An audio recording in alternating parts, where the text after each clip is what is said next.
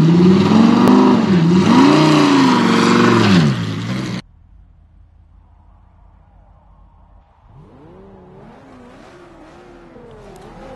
tout le monde, c'est Maxime Tremblay de l'Épée Légendaire. Aujourd'hui, je vais faire la critique vidéo de Forza Motorsport 6. C'est un jeu que j'attendais avec une grosse impatience. Puis on commence ça tout de suite à bord de la magnifique Ford GT 2017. Donc c'est la course d'introduction, c'est exactement la même qu'on avait au niveau du démo. Déjà là, ce qui est intéressant, c'est qu'on peut voir que les courses sont très serrées et endiablées.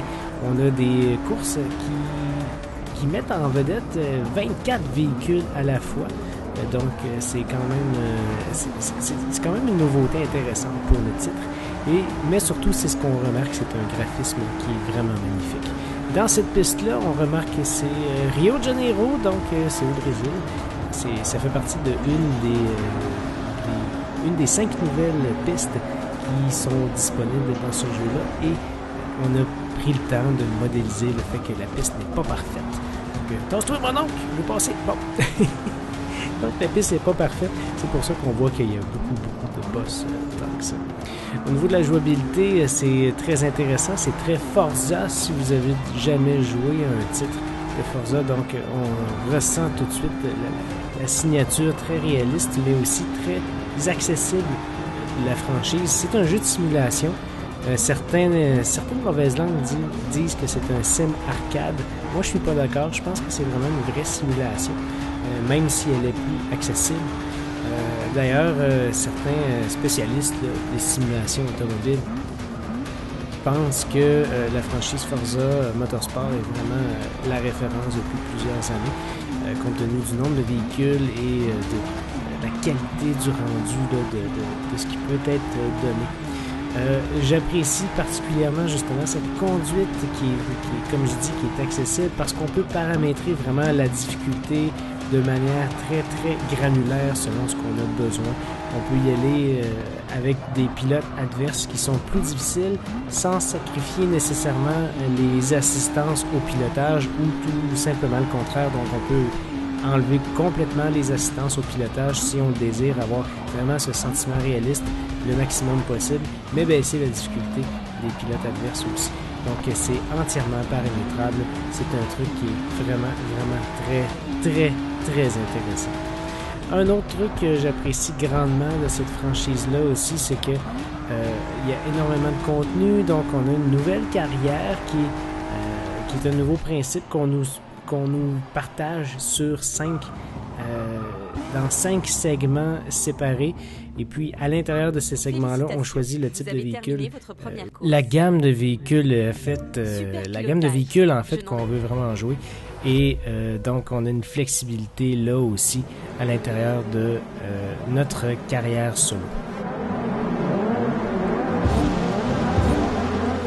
Donc maintenant, je vous amène dans un autre segment. En fait, cette fois-là, je veux vous présenter la pluie qui est une des nouveautés vraiment intéressantes dans Forza Motorsport 6. Malheureusement, c'est pas de la météo dynamique, comme on a déjà vu dans d'autres titres, comme Forza Horizon 2 notamment, qui a de la météo dynamique, ce qui signifie que les effets météo peuvent changer avec le temps, ou comme dans Drive Club aussi sur PS4 qui possède la météo dynamique. Mais Forza Motorsport 6 l'a fait différemment. Laissez-moi vous expliquer ça. C'est que l'équipe de Turn 10 Studios se sont rendus sur les circuits mondiaux pour voir quel circuit recevait de la pluie réellement. Et tu sais, exemple, si on prend le circuit de Yas Marina, ben c'est un circuit qui est situé à Abu Dhabi. Donc, on n'a pas de pluie à cet endroit-là, donc on n'a pas modélisé de la pluie. Mais comme dans celui-là, ici, dans la piste, où est-ce qu'on voit présentement, c'est un circuit qui a de la pluie. Donc, l'équipe se sont rendus sur place et on a numérisé au laser. Donc, avec des mesures laser, comment est-ce que la pluie se comportait sur la piste. Et on a vraiment modélisé les endroits où il se ramassait des flaques d'eau, comme ici à gauche. Là, vous avez vu, ici à droite, des amas d'eau, donc des flaques d'eau dans la piste. Et ça donne un rendu qui est vraiment réaliste. Donc, lorsque le véhicule passe directement dans une flaque d'eau, on sent que le véhicule va tirer à gauche ou à droite, fait de l'aquaplanage.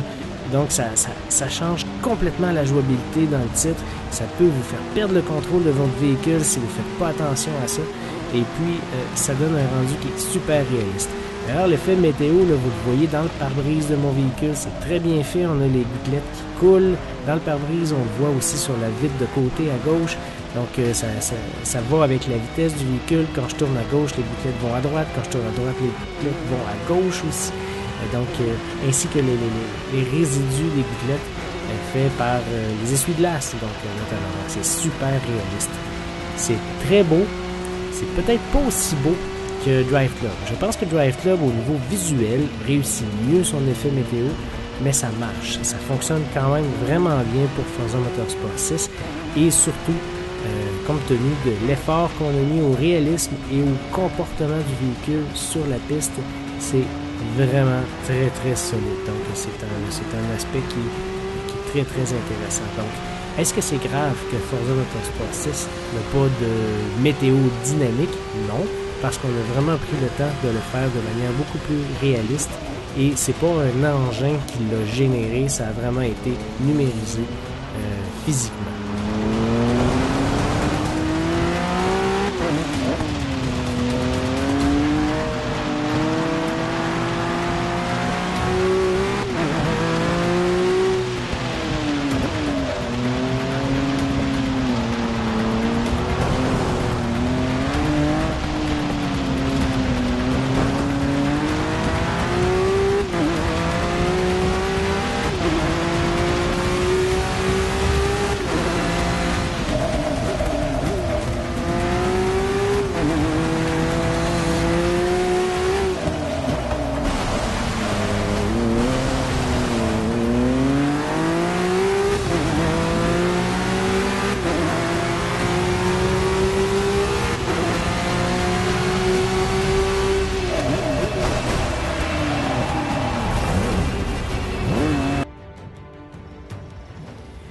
Quand je revois les images comme ça, ce que je me dis, c'est que ce que je retiens aussi de Forza, c'est que Forza Motorsport 6, c'est que tout a vraiment été fait dans les détails. Comme ça, par exemple, c'est une piste qu'on a vu souvent aussi, un des circuits mondiaux qu'on voit souvent, qui est Laguna Seca.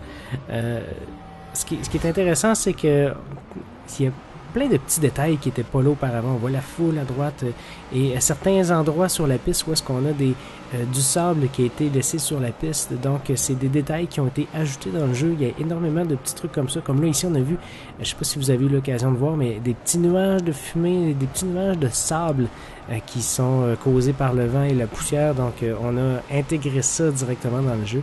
Et je pense que ça décrit bien qu'est-ce que c'est Forza Horizon. Donc, c'est Forza Motorsport, je veux dire. C'est pas seulement le fait que c'est un beau jeu ou que c'est le fun à jouer, c'est que tout a été vraiment pensé dans les détails. On a une jouabilité qui est vraiment accessible, qui est super amusante, qui est vraiment le fun, très excitante aussi. Un mode carrière qui est très intéressant. On a beaucoup de détails, une jouabilité sans faille. On a un graphisme aussi sans faille, donc on n'a jamais de baisse de qualité ou pour ajuster pour que ça reste fluide. Non, c'est un solide 60 images par seconde à 1080p tout le temps, sans faille, ça lâche jamais.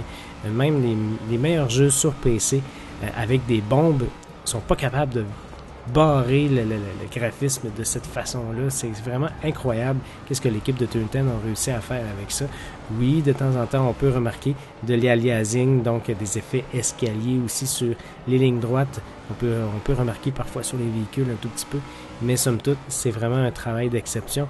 Moi, comment est-ce que je pourrais vous dire, mes attentes étaient très élevées pour ce titre-là et finalement, elles sont comblées.